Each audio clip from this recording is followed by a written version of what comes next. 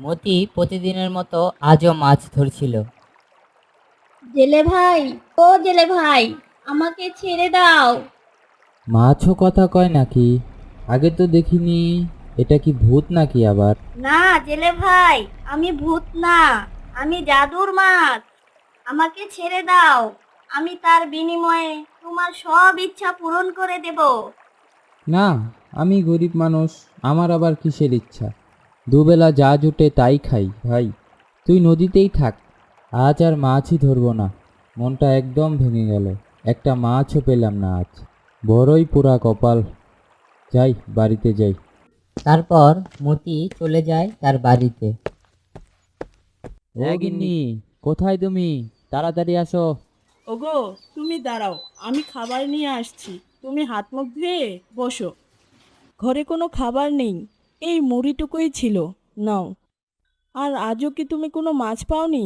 গিন্নি, একটা পেয়েছিলাম, কিন্তু মাছটিও কথা বলে। আমি প্রথমে ভেবেছিলাম ভূত, কিন্তু দেখি না, সেটা জাদুর মাছ। হায় হায়, কি বলো, মাছও কথা বলে?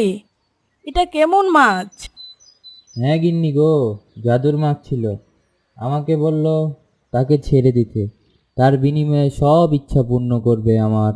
তুমি কিছু চাওনি তখন? না, আমি আর কি চাইবো বলো? আর চাওয়ারই বা কি আছে? আল্লাহ যতটুকু দিছে ততটুকুই তো খুশি, আলহামদুলিল্লাহ। ওগো, আমাদের গ্রামে তো কোনো হাসপাতাল নেই। অনেক শিশু হামে আক্রান্ত হচ্ছে। তুমি আমাদের গ্রামের জন্য একটা হাসপাতাল চাইলে কেমন হবে? তাহলে তুমি এটাই চাও, গ্রামের মানুষের জন্য অনেক উপকার হবে।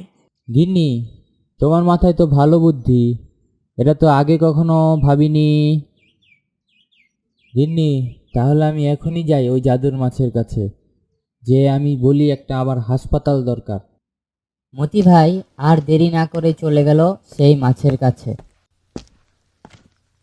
জাদু ভাই, ও জাদু ভাই, তুমি কোথায়? বলো জেলে ভাই, তোমার কি চাই? তুমি এসেছো, আমি খুব খুশি হয়েছি। বলো তুমি আমার কাছে কি চাও? জাদু ভাই, আমাদের গ্রামে তো কোনো হাসপাতাল নেই।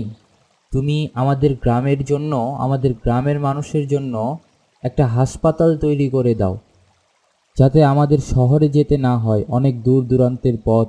ঠিক আছে ভাই, তুমি বাড়ি যাও, হাসপাতাল হয়ে যাবে। তারপর হঠাৎ গ্রামে এক হাসপাতাল তৈরি হয়ে গেল।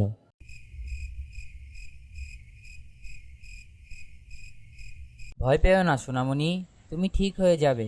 একটু বিশ্রাম নাও আর একটু বেশি বেশি পানি খাও, তাহলে তোমার শরীর অনেক ভালো হবে। তুমি আবার আগের মতো খেলতে পারবে। ডাক্তার সাহেব, আমাদের বাচ্চা তো কিছুই খেতে চায় না। আমি বুঝতে পেরেছি, হামে আক্রান্ত হলে আমাদের মুখে রুচি থাকে না। যেহেতু হামে আক্রান্ত হয়েছে, তাই বেশি বেশি তরল খাবার দিন, এতে শরীরের ক্লান্তি দূর হবে। ওর জিনিসপত্র কাউকে ব্যবহার করতে দিবেন না সুস্থ হওয়ার আগে পর্যন্ত।